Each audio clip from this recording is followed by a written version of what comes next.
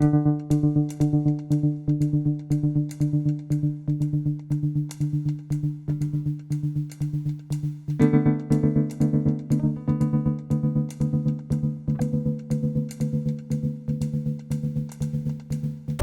using this new technology that we are developing, the taxidermy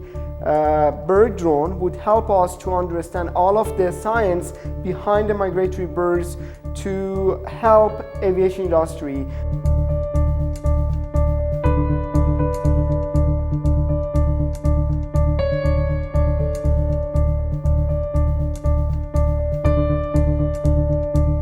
We cannot deny the application of this for other types of military types of application, but what we have in focus is mainly civil application, and specifically to understand the wildlife or monitor the birds